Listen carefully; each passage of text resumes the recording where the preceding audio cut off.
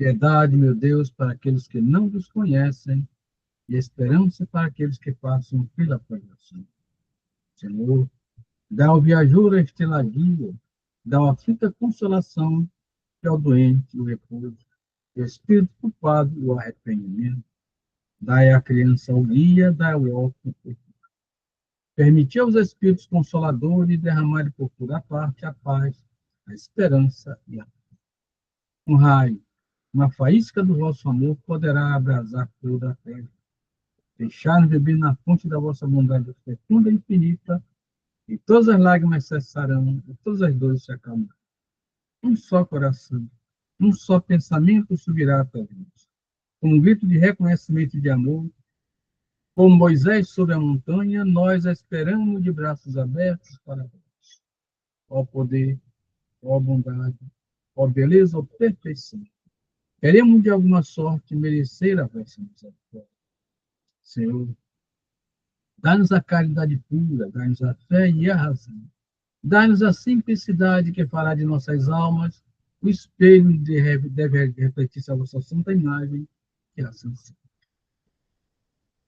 Rogamos, Jesus, pelos países que se encontram em guerra, das famílias enlutadas, pelos que perdem seus bens, seus patrimônios em guerras fratricidas, e por todos os que, no momento, ainda se encontram sob ameaças. Sabemos que chegou o tempo de guerras e ameaças de guerra, mas sabemos também que a vontade de Deus é que haja paz e fraternidade entre as nações, que os líderes que querem as guerras e as destruições sejam todos eles confundidos e desistem das suas intenções de dominação e de guerra. Que possa, portanto, fazer tratados, armistícios e semear paz em todos os continentes. Fraternidade entre as nações. Um só rebanho para um só pastor, que é nosso Jesus Cristo, Cordeiro Divino.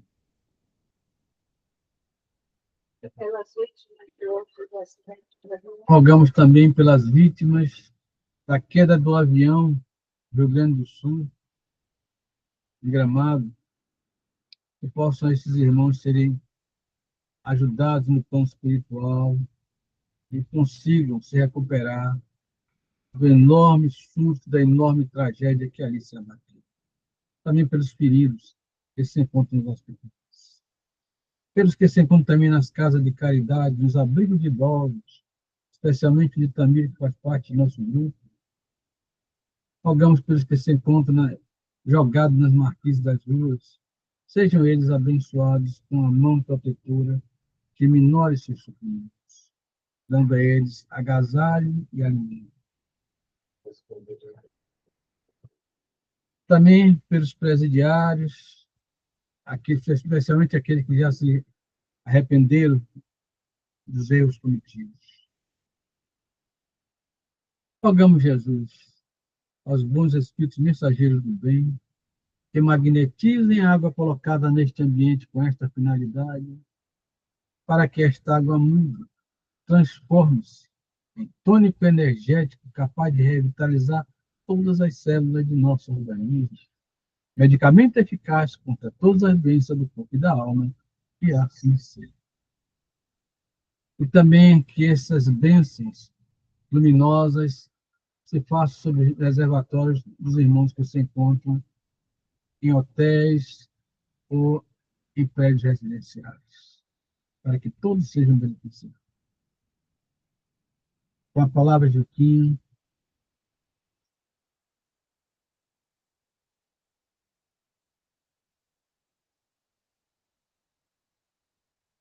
Saibamos cooperar. O divino poder do Cristo, como representante de Deus, permanece latente em todas as criaturas. Todos os homens receberam dele sagrados dons, ainda que muitos se mantenham afastados do campo religioso. Referimos-nos aqui, porém, aos cultivadores da fé que iniciam o esforço laborioso e longo da descoberta dos valores sublimes que vibram em si mesmo. Grande parte suspira por espetaculares demonstrações de Jesus em seus caminhos, e companheiros inconstável acredita que apenas cooperar com o Senhor os que se encontram no ministério da palavra, no altar ou na tribuna de variadas confissões religiosas.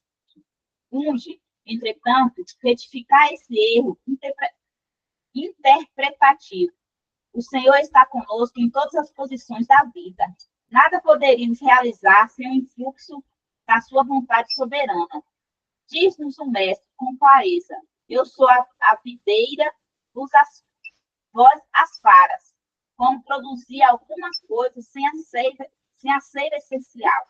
Efetivamente, os aprendizes arguciosos poderão objetar que nesse critério também encontraremos os que praticam o mal, alicerçados nas mesmas bases, respondendo considerando somente que semelhantes infelizes enxerta cactos infernais na videira divina, por conta própria, pagando elevado preço perante o governo do universo, reportando-nos aos companheiros tímidos e vacilantes, embora bem intencionados para concluir que em todas as tarefas humanas podemos sentir a presença do Senhor, santificando o trabalho que nos foi cometido. Por isso, não podemos olvidar a lição evangélica de que seria abençoado qualquer esforço no bem, ainda que fosse apenas o de ministrar um copo de água pura em seu nome. O mestre não se encontra tão somente no serviço daquele que ensina a revelação divina por meio da palavra acadêmica, instrutiva ou consoladora. Acompanha os que administram o bem do mundo e os que obedecem às ordenações do caminho, concorrendo na edificação do futuro melhor, na organização material e espirituais. Permanece ao lado dos que revolvem o chão do planeta, operando na reestruturação da Terra, aperfeiçoada como inspira os missionários da inteligência da evolução dos direitos humanos. Saibamos cooperar, desse modo, nos círculos de serviço e que fomos chamados para o concurso cristão. Faze tão bem quanto esteja em tuas possibilidades a obra parcial confiada a tuas mãos. Por hoje, talvez te enganes, supondo servir às autoridades terrestres. No entanto, chegará o minuto revelador no qual reconhecerás que permanece ao serviço do Senhor. Une-te, pois, ao teu divino artifício em espírito e verdade, porque o problema fundamental de nossa paz é justamente o de saber se vivemos nele tanto quanto ele vive em nós.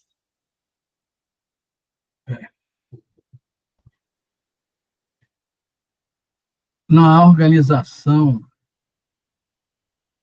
dos discípulos de Cristo, após a sua morte, ficou convencionado que cada um respeitasse o dom do outro, porque a um é dado o dom da interpretação, e outro o dom da palavra, e outro o dom de falar em línguas, o outro o dom da dupla visão. Enfim, cada ser humano traz em si um pouco do poder que Deus dá, porque todos nós somos filhos de Deus, nosso Criador, e, portanto, temos uma mediunidade, umas mais fracas, outras mais fortes. Porém, nenhuma delas é maior que a outra. Ao contrário, muitas vezes, um dom que nos parece uma coisa miraculosa, como, por exemplo, o médium de curas. O médium de curas, eu próprio pensava que fosse um espírito elevado para ter essa responsabilidade de curar usando o poder de um espírito. E sei que essas coisas são verdadeiras, já comprovei. Carlos Augusto mesmo foi operado no pulso por um médium que até hoje eu agradeço a ele, já está no mundo espiritual, o médium Venâncio, que Deus abençoe o tempo, porque devemos isso a ele. Carlos Augusto era muito medroso, nunca iria a um hospital para fazer uma pequena cirurgia. Ele tinha um tumor no pulso, e o médium Venâncio operou ele em 1 minuto e meio. E ele saiu apalpado. Mas a verdade, meus irmãos, é que esses médiums que possuem o dom da cura através da cirurgia mediúnica são altamente endividados. E eles vêm com essa tarefa, ou não porque são bonzinhos, não. Pelo contrário, é porque foram muito maus. E agora estão vindo para reparar através desse padrão, desse tipo de mediunidade. É por essa razão que tanto Zé Arigó, o maior de todos, na minha opinião, como os demais médios desse tipo de mediunidade, normalmente ele tem um final em acidentes. É porque eles derramaram muito sangue no passado, foram pessoas truculentas e agora vêm para servir aqueles que eles prejudicaram e também aos outros. Médio como Zé Arigó, eu acredito que agora está numa boa situação espiritual, porque ele foi um dos médios mais perfeitos desse setor. Mas é preciso a gente reconhecer que cada um tem o seu valor, mas um não é maior do que o outro. O médium de inspiração não é por isso que ele é melhor do que o médium de cura. Todos nós somos devedores. Aliás, quem encarna aqui na Terra já está dizendo que ele é sofredor mesmo. Ele está para pagar aqui. Aqui não vem para sair, para pagar mesmo. E é preciso que a gente respeite o dom de cada um, mas nenhum de nós é maior nem melhor do que o outro. A palavra está franqueada a todos que querem falar.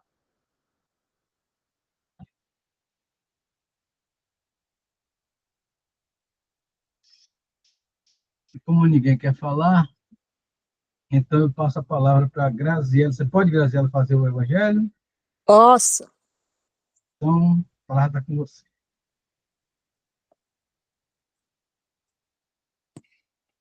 Bem-aventurados aqueles que têm os olhos fechados. Meus bons amigos, por que me havias chamado? É para me fazer impor as mãos sobre a pobre sofredora que está aqui e a cure? Ah, que sofrimento, bom Deus! Ela perdeu a vista e as trevas se fizeram para ela. Pobre criança, que ore e espere. Não sei fazer milagres. Eu sem a vontade do bom Deus. Todas as curas que pude obter e que vos foram assinaladas, não as atribua senão àquele que é o nosso Pai em tudo. Em vossas aflições, portanto, olhai sempre o céu e dizei, do fundo do vosso coração, meu Pai, curai-me, fazei-me que minha alma doente seja curada antes das enfermidades do meu corpo, que minha carne seja castigada se for preciso, para que minha alma se eleve até vós com a brancura que tinha quando a criastes. Depois desta prece, meus bons amigos, que o bom Deus ouvirá sempre, a força e a coragem vos serão dadas, e talvez também essa cura que não tereis pedido, senão timidamente como recompensa da vossa abnegação. Mas, uma vez que eu estou aqui, numa assembleia onde se trata, antes de tudo, de estudos, eu vos direi que aqueles que estão privados da vista deveriam se considerar como bem-aventurados da expiação. Lembrai-vos de que o Cristo disse que seria preciso arrancar vosso olho se ele fosse mau, e que valeria mais que ele fosse lançado ao fogo do que ser causa da vossa perdição. Ah, quantos há sobre a vossa terra que mal dirão um dia nas trevas terem visto a luz? Oh, sim, são felizes estes que na expiação são atingidos na vista. Seu olho não será motivo de escândalo e de queda. Podem viver inteiramente a vida das almas. Podem ver mais que vós que vedes claro. Quando Deus me permite abrir as pálpebras de algum desses pobres sofredores e lhes devolver a luz, digo a mim mesmo, alma querida, por que não conheces todas as delícias do Espírito que vive de contemplação e de amor? Tu não pedirias para ver imagens menos puras e menos suaves do que aquelas que te é dado entrever em tua cegueira. Oh, sim, bem-aventurados, o cego que quer viver com Deus. Mais feliz que vós que estáis aqui, ele sente a felicidade, a toca, vê as almas e pode se lançar com elas nas esferas espirituais que os próprios predestinados da vossa terra não veem. O olho aberto está sempre pronto para fazer a alma falir. O olho fechado, ao contrário, está sempre pronto a fazê-la alçar para Deus. Crede-me bem, meus bons e caros amigos, a cegueira dos olhos é frequentemente a verdadeira luz do coração, enquanto que a vista é frequentemente o anjo tenebroso que conduz à morte. E agora algumas palavras para ti, minha pobre sofredora. Espera e tem coragem. Se te dissesse, minha filha, teus olhos vão se abrir, como serias ditosa? E quem sabe se essa alegria não te perderia? Tem confiança num bom Deus que fez a felicidade e permite a tristeza. Farei por ti tudo o que me for permitido, mas ao teu turno, ora e, sobretudo, medita em tudo que acabo de te dizer. Antes que me afastes, vós todos que estáis aqui, recebei minha bênção. Vianney Curadas, Paris, 1863. Nota: quando uma aflição não é consequência dos atos da vida presente, é preciso lhe procurar a causa numa vida anterior. O que se chama de capricho da sorte não são outras coisas senão efeitos da justiça de Deus. Deus não inflige punições arbitrárias, ele quer que entre a falta e a pena haja sempre correlação. Se em sua bondade lançou um véu sobre os nossos atos do passado, nos coloca, entretanto, sobre o caminho, dizendo: quem matou pela espada, perecerá pela espada. Palavras que podem se traduzir assim: sempre é punido naquilo em que pecou. Se, pois, alguém está aflito pela perda da vista, é porque a vista foi para ele causa de queda. Pode ser também que foi causa da perda da vista num outro. Talvez alguém que tenha se tornado cego pelo excesso de trabalho que ele impôs, ou em consequência de maus tratos, de falta de cuidados, etc. E então suporta a pena de talião. Ele mesmo, em seu arrependimento, pode escolher essa expiação, em si aplicando essas palavras de Jesus: se vosso olho vos é um motivo de escândalo, arrancai-o.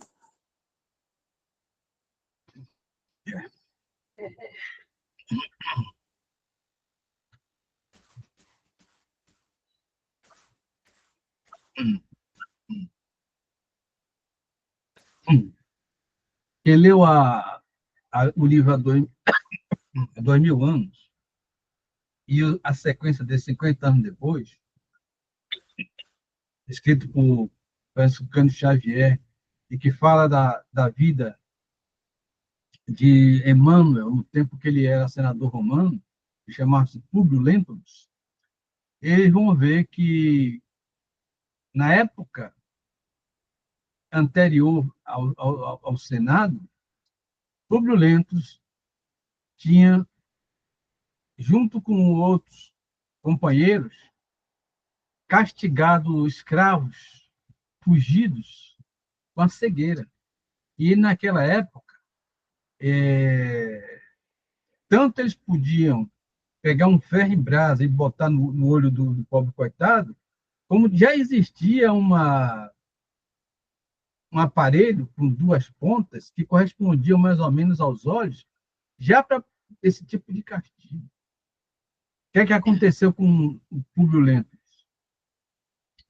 Ele, mais tarde, foi preso em uma rebelião que teve, se eu não me engano, na Judéia, e os rebelados cegaram ele com essa lança flamejante, né, nos olhos. Cegaram ele.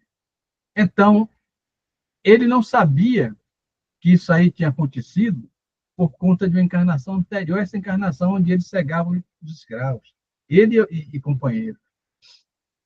Mas Deus sabia. Então, Deus sabe de todas as coisas. E muitas vezes a gente pede para que a pena seja suspensa, em termos de punição, mas, na verdade, é a lei do karma, né? A lei de causas e efeitos. Deus perdoa, está perdoado, vai viver uma nova vida, mas precisa sentir na sua pele o que fez o seu irmão sentir, para não fazer de novo. Porque nós temos o hábito de esquecer o que fazemos de mal e só lembrar o que fazemos de bom. Eu levo em conta, inclusive, meu acidente lá em Salvador. O passeio, ele é muito mal feito, né? Na parte mais interna, ele é até bonzinho, dá para seguir tranquilo. Mas na parte externa tem diferença de 4 dedos. Eu já tinha tropeçado, assim, em alguns lugares menos ruins, e consegui me equilibrar de novo e não houve nada, né? Eu esqueci completamente do problema do passeio. E quando eu vinha com o Carlos Augusto para casa, de noite, 8 horas da noite, quando tudo já fica mais difícil de enxergar, eu fui pelo lado pior. Tropecei e me acidentei. Então, quando a gente não toma uma cacetada boa, a gente não lembra, não. E não corrige também, não. Nós somos assim. É a humanidade. Se o sofrimento não chegar firme, a gente não lembra. Precisa que aconteça realmente um troço que chame a nossa atenção para poder a gente aprender. A gente aprende pelo conhecimento e pela dor. Quando não aprende pelo conhecimento, que me deram a chance, né? Eu pensei 3 vezes, tinha que me lembrar. Mas não me lembrei, porque não houve a dor. Agora, com a dor, eu duvido que eu me esqueça mais. Não, mas não esqueço mesmo. Toda vez que eu passo naquele passeio, eu passo sempre por dentro, mas do lado de fora, nem de dia eu não quero passar. Então, meus irmãos, muitas vezes o que nos parece uma coisa muito grave, às vezes até nós achamos que é uma coisa injusta, na verdade, é consequência de nossos feitos anteriores, em vidas anteriores. Eu só conheci até hoje um cego que era feliz mesmo na cegueira. Eu já falei isso aqui, vou tornando a falar, que foi minha falecida tia Cília, que Deus tenha, porque era uma cega alegre, feliz e fazer a gente rir. Então, ela conseguiu compensar uma situação de tristeza, transformando a vida dela em prazerosa, apesar da cegueira. E a vida das pessoas que estavam. E a vida das pessoas que estavam ao redor.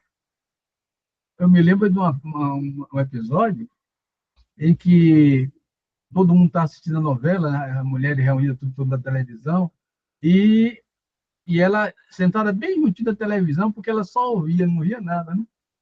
E, de repente, a tela piscou e pifou. Só ficou o som. E todo mundo, meu Deus do céu, e agora como é que eu vou assistir a novela? E não sei o quê. Para mim, tá a mesma coisa, não mudou nada. A gente deu risada. Então, meus irmãos, é saber levar as dificuldades da vida com bom ânimo. Jesus Cristo nos disse: tem de bom ânimo. Eu venci o mundo. É claro, nós também podemos seguir Jesus e vencer, porque no mundo teremos tribulações, teremos dificuldades, mas devemos ter bom ânimo, porque Jesus nos ensinou: tem de bom ânimo. Eu venci o mundo. Vocês também podem vencer. E a palavra está franqueada a todos que ele fala. Vocês aqui também.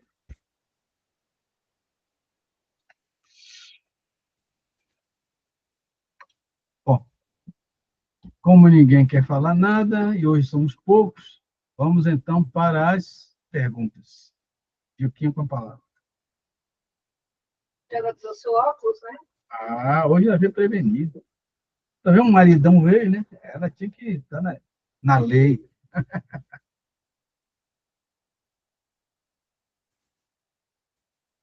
As leis divinas e naturais não foram reveladas aos homens, senão por Jesus.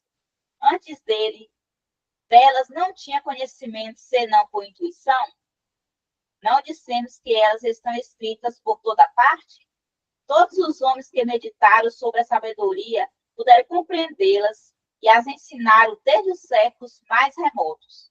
Pelos seus ensinamentos, mesmo incompletos, eles prepararam o terreno para receber a semente. As leis divinas estão descritas no livro da natureza.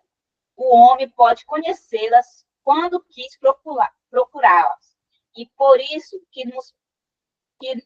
que os preceitos que elas consagram foram proclamados em todos os tempos pelos homens de bem, e por isso também que se encontram seus elementos na doutrina moral de todos os povos saídos da bárbara, embora incompletos ou alterados pela ignorância e a superstição. Deus estabeleceu leis físicas, leis químicas, leis biológicas e leis psíquicas, que são distribuídas por todo o universo. Esse vasto universo que nós conhecemos em parte, porque a ciência só conhece 4% do cosmos, os outros 96% são desconhecidos, totalmente desconhecidos por nós, mas aonde sabemos que existe planeta, estrela, galáxia, e que são bilhões, as leis são as mesmas, todas. Leis físicas, leis químicas, leis biológicas e leis psíquicas. Um dia este planeta deixará de existir quando tiver completado seu ciclo de evolução. Agora estamos passando de provas e expiações para planeta de regeneração. Mais tarde seremos planeta feliz, onde só habita o bem, onde só se conhece o bem. Depois desta fase, que durará naturalmente milhares de anos, chegaremos ao estágio de planeta celestial, aonde os espíritos não precisam mais reencarnar, reencarnam apenas para completar esta ou aquela necessidade e realizar esta ou aquela missão. Já são espíritos missionários.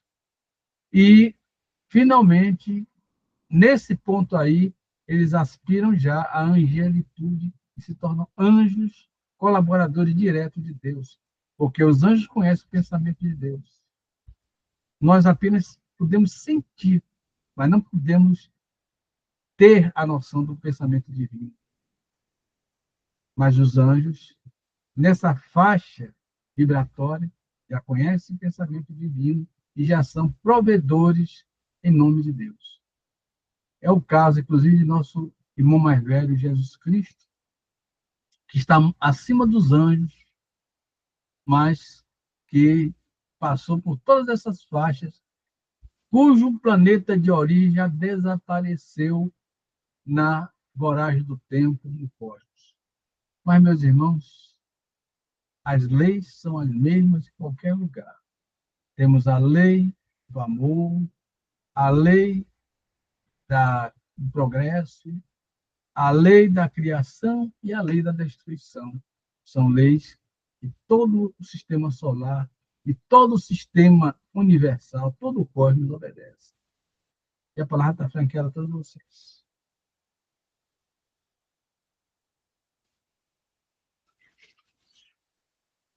Como ninguém quer dizer nada, vamos à próxima pergunta.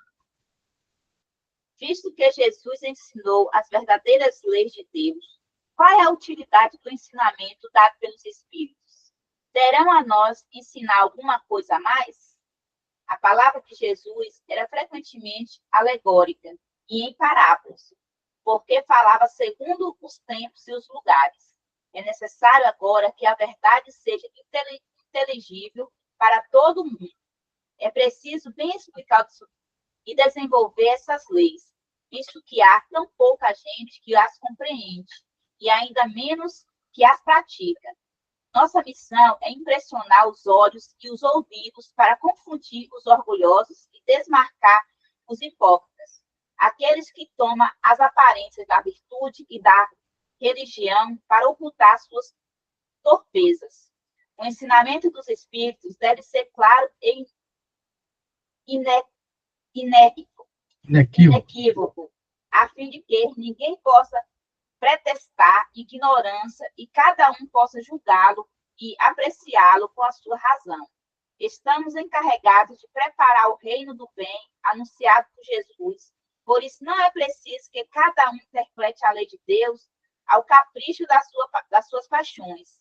Cada um interprete a lei de Deus a capricho das suas paixões, nem falseie o sentimento de uma lei toda de amor e de caridade. Nós sabemos muito bem o que devemos fazer, como devemos fazer. Só nos resta seguir, porque Jesus já apontou para nós o caminho certo, o caminho que deve ser seguido. Cabe a nós discernir e procurar realizar na prática o que aprendemos na teoria no plano espiritual. Porque nós sabemos que no plano espiritual tem universidades, tem palestras, tem cursos de todos os tipos, em preparo para a encarnação. Chegando aqui, temos que mostrar aquilo que nós aprendemos.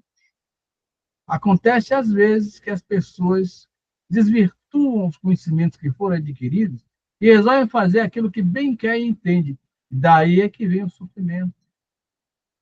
Deus espera de nós tudo, mas nos concede a liberdade de, através da encarnação, escolher aquilo que nós achamos melhor para nós.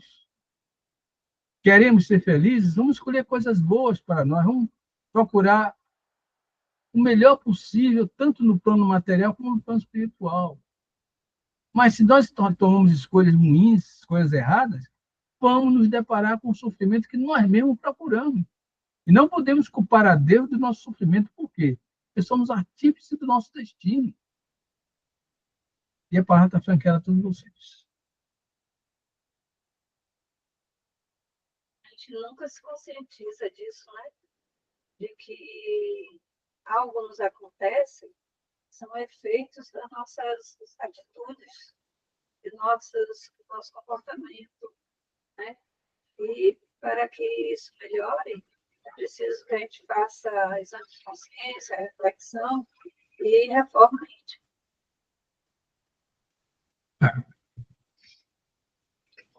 Mais alguém quer falar? É a graça, hein? A Dida está falando, Graça. Tô aqui. Abra a boca. É que quando é para eu falar, eu vou cutucar, procurar o microfone, aí ele demora, mas eu tô aqui. Tem pergunta ainda aí? Tem. Então, parece que é a última, né? Porque a verdade não foi sempre colocada ao alcance de todo mundo. É preciso que cada coisa venha a seu tempo. A verdade é como a luz, é preciso nos habituar a ela. Pouco a pouco, de outra forma, ela nos deslumbra. Jamais ocorreu que Deus permitisse ao homem receber comunicações tão completas e tão instrutivas como as que lhe é dado receber hoje. Havia, como sabeis, na antiguidade, alguns indivíduos possuidores do que considerava uma ciência sacra, e da qual fazia mistério aos profanos, segundo eles. Deveis compreender com que conheceis das leis que regem esses fenômenos, que eles não recebiam senão algumas verdades esparsas no meio de um conjunto equívoco e a maior parte do tempo simbólico. Entretanto, não há para o estudioso nenhum sistema filosófico antigo, nenhuma tradição, nenhuma religião a negligenciar, porque tudo contém os germes de grandes verdades que, ainda que pareçam contraditórias umas às outras, espaços que estão no meio de acessórios sem fundamentos. São muito fáceis de coordenar, graças à chave que nos dá o Espiritismo para uma multidão de coisas que pudesse até aqui vos parecer sem razão e da qual, hoje, a realidade vos é demonstrada de maneira irrecusável. Não negligencieis, portanto, de aurir objetos de estudos nesses materiais. Eles são muito ricos e podem contribuir poderosamente para a vossa instrução. Ou seja, conhecer de tudo, aproveitar o que há de melhor, para que possamos, então, através do discernimento, termos uma visão clara à nossa frente. Jesus nos deu um patrimônio imenso de conhecimentos, através do Sermão da Montanha, através do próprio Evangelho, que na realidade são relatos da vida do Cristo, na esperança de que, através das suas parábolas, através daquilo que ele dava a conhecer, aquele povo do passado pudesse tirar algum proveito. Mas ele sabia que naquele tempo não era possível dizer tudo. Por isso que ele prometeu o Consolador, o Espiritismo, que é o Espírito da Verdade, para agora sim trocar em miúdos aquilo que no passado não podia ser dito e falar claramente do que Jesus pregou também claramente, a imortalidade da alma. E como falamos na reunião passada, o maior milagre de Jesus não foram a todos aqueles que nós sabemos, mas sim ele ter, depois de morto, voltado e se materializado diante de todos os discípulos. E chegou a pedir aos discípulos que comprovasse que se tratava dele mesmo, pegando no buraco da lança, no buraco do cravo, né? Para saber que ele era realmente Jesus Cristo. Porque, pois é alguém que se passou por ele. Não, ele mandou que pegasse mesmo para ler. Até o que era mais cético, né, que era Tomé, acabou, não, agora eu acredito. Mas ele disse, bem-aventurado aqueles que não viram e creram. Bem-aventurados somos nós que não vimos Jesus, mas acreditamos. Então, meus irmãos, a palavra está franqueada a todos vocês para algum comentário.